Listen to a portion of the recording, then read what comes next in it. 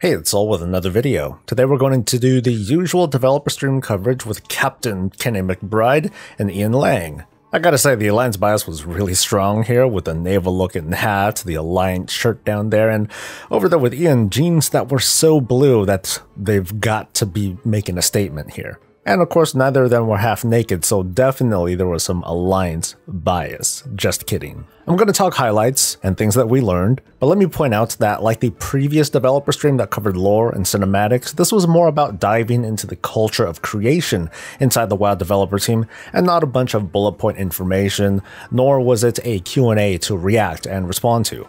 It's a fascinating listen, especially if you're interested in going down an artistic path in gaming. There's going to be a lot of information to pick up here. But that said, here we go. They reveal that patch 8.15 is going to launch March 12th or March 13th over in Europe. There was no other news around that, including the release schedule for the Crucible of Storms raid. And again, that follows this motif that we've seen. Motif is sort of the word. I love the thread. word I'm gonna motif. have to change it. I'm gonna have to stop using that. But it's sort of it's aesthetic. There we go. That'll work. Vocabulary. It's a good thing we're quiz. not live. We can do this in post. Apparently the stream was recorded.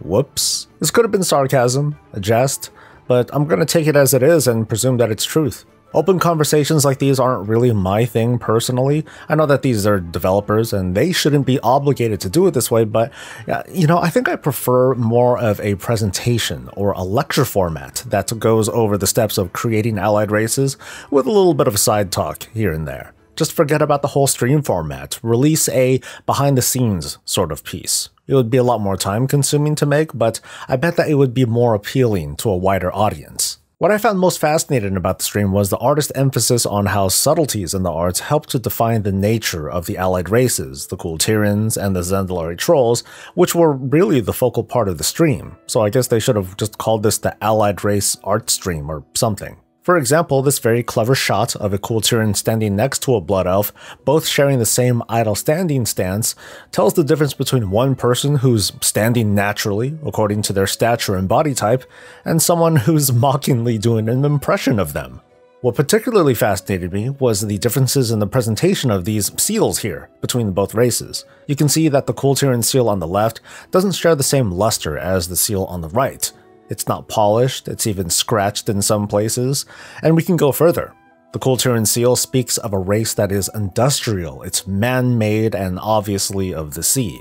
Meanwhile, the Zandalari seal is much brighter and embraces nature with the animal shapes and the use of vines, tusks, horns, or whatever those are, and even embracing the theme of death.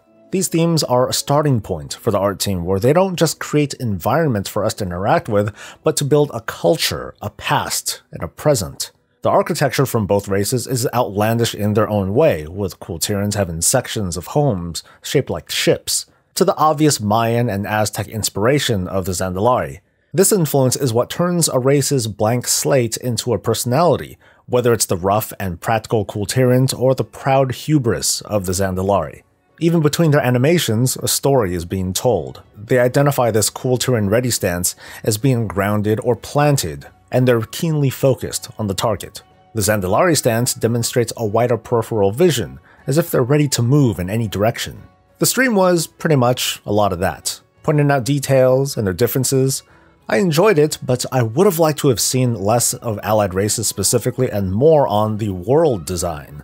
I would love to see a few folks talk about how the process of designing the outdoor world has changed over the years.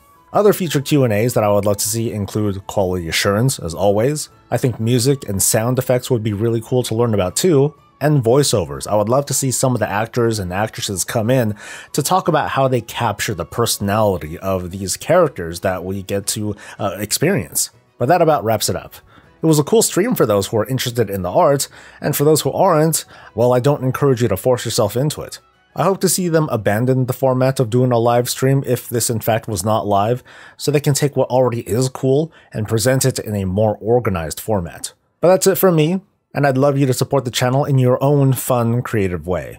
I'll see you next time. Until then, stay safe, stay happy, and stay breezy.